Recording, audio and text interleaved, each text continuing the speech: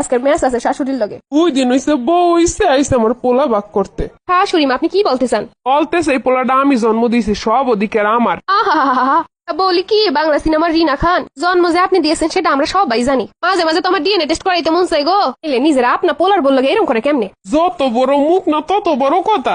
পাইলে পয়সা বড় করছি, লেহাপড়া করাইছি কতগুলা টাকা দিয়ে পোলারে। এসে 2 দিন পর পর শাড়ি চুরি খানা দানা রেস্টুরেন্ট খোঁজো। আহা আমার শাশুড়ি জান, আপনিও জান আপনার স্বামীর এই সমস্যা কি। আমি তোমার আপনার জামাই নিয়ে যাই, মানুষের বেটা লইয়ে তোর যাই না। কত বড় খারাপ হইলে খাটা শুইলে এরকম হিংসা মানুষে করে। আমার পোলাডায় তো তাবিজ করে রাখছিস, তাইলে কোহন তোরে লাত্তি মেরে তোর বাপের বাড়িতে পাঠাইতো।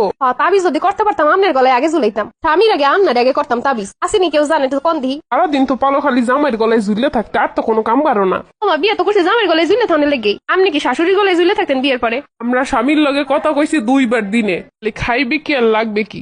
এই জন্যই তো আমাকে দেখলাম হিংসা হয়। কি কইতে চাও তুমি? আমি কি কইতেছিলাম, আপনি যা কইতাছেন তাই তো কইতাছি। হ্যাঁ আমার স্বামী হেল লাগে আমি দিনে 50,000 বার কথা কমু। এইগুলো আবার কৈফত দিয়ে কোন লাগবো? আপনি গুলোকে তাল মিলে 2 বেলা কথা কমু। 2 বেলা কথা কইলে শাশুড়ি কাছে বউ মারা বালা। এরম যদি হইব আমার দাদিরই আনতেন, খালি ওষুধ টাইনে দাও ছাড়া আর কিছু কইতো না। আমরা তো সংসার করি নাই। করেনও না, এটা সত্যি কথা। আপনারা যেটা করছেন ওটার সংসার কয় না, ওটারে কয় কন্ট্যাক্ট। হেইডের তাল আমগো বউ গো সব মিলানো লাগবো। শুনেন অত কথা না কইয়ে সহজে কোন যে আপনার এই যুগের একটা জামাই লাগবে। কি কইলা তুমি?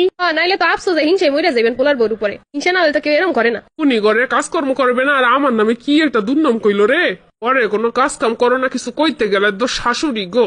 আপনারা পোলার বউ ঘরে ঢোকানোর লগে লগে মনে করেন মেশিন ঢুকিয়ে গেছে, তাইলে ওই কোনো সমস্যা? এর আগের দিন পর্যন্ত তো করে খাইছেন, তখন কাজ করি না, ব্যাপারটা তো এমন না। আপনাকে মতো শাশুড়ি গো সার্ভিস তো আবার ভিআইপি সার্ভিস লাগে না আমনে গো ভিআইপি সার্ভিস দেওয়া লাগবে। আমার পোলা আমি বড় করছি, আমি লেহাপড়া করাইছি, এর লেগে পোলা এখন চাকরি করতে পারতাছে। মাহের লেগে কি আপনার পোলায় টাচ করা যাইব না? আপনার পোলার কথা কন যাইব না? হের টাকায় কোনো কাপড় চোপড় কিছু পরন যাইব না, বাপের বাড়ি দেয় না পড়ুম। এগুলো করলেই তো দেখি মুখটারে বোম মেরে রাখে। আমরা এক কাপড়ে 1 বছর কাটাইছি। ওরে বাবা, তাহলে এখন রং বেরঙের কাপড় তো কম নাই। এখন এইগুলো কষ্টের ফল পাইতাছি, সারা জীবন কষ্ট করে এখন পাইতাছি, এইগুলো অর্জন আমার। কসুর অর্জন আপনার, টুকটাই এখন কেননের। আপনিও পড়তাছেন আমিও পড়তাছি, আপনার মাইয়েরাও পড়তাছে। ওলা নিয়ে যখন এত অধিকার বিয়েটা দিলেন কি লেগে রয়েছে বড় প্রশ্ন।